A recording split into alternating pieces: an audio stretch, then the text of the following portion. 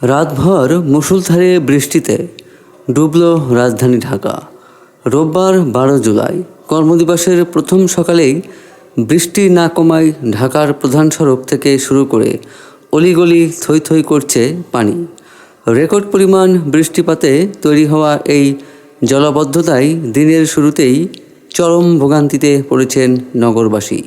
বিশেষ করে অফিসগামী যাত্রী এবং জরুরি প্রয়োজনে বের হওয়া মানুষকে পড়তে হয়েছে তীব্র বিড়ম্বনায়।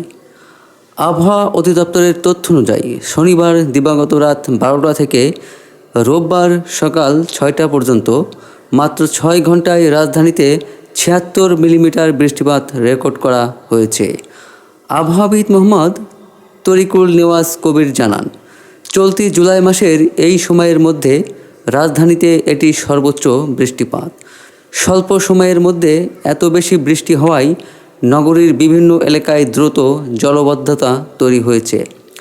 সরজমিন রাজধানীর বিভিন্ন এলাকা ঘুরে দেখা গেছে, সকাল 6:30টার মধ্যেই গ্রিন রোড, তেজতুরি বাজার, পান্থপথ, বসুন্ধরা আবাসিক এলাকা, মণিপুর, ধানমন্ডি 27 ও 32 নম্বর এলাকা, মোহাম্মদপুর, কালশী, মৌচাক, মালিবাগ, মতিঝিল সহ বিভিন্ন সড়ক পানিতে তলিয়ে গেছে।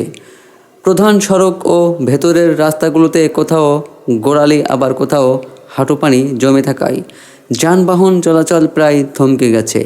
অনেক অলিগলি ও সংযোগ সড়ক পানির নিচে চলে যাওয়ায় বাসা থেকে বের হওয়া কঠিন হয়ে পড়ে। অন্যদিকে কয়েকটি এলাকায় সড়ক ও ফুটপাতের পার্থক্য বোঝা কঠিন হয়ে পড়ে।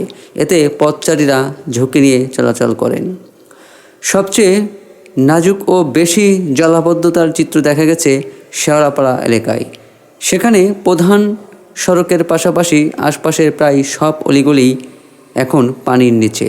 শেওড়াপাড়ায় বাসের জন্য দীর্ঘক্ষণ দাঁড়িয়ে থাকা বেসরকারি চাকরিজীবী জামাল উদ্দিন ক্ষোভ প্রকাশ করে বলেন, সপ্তাহের প্রথম দিনই 7 সকালে এই দশা।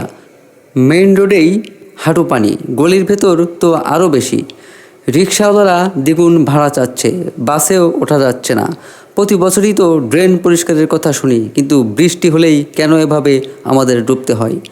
নগরবাসীর দীর্ঘদিনের অভিযোগ, অপরিকল্পিত ড্রেনেজ ব্যবস্থা এবং সামান্য বৃষ্টিতেই ঢাকার এভাবে তলিয়ে যাওয়া পুরনো সংকট থেকে এখনও মুক্তি মেলেনি।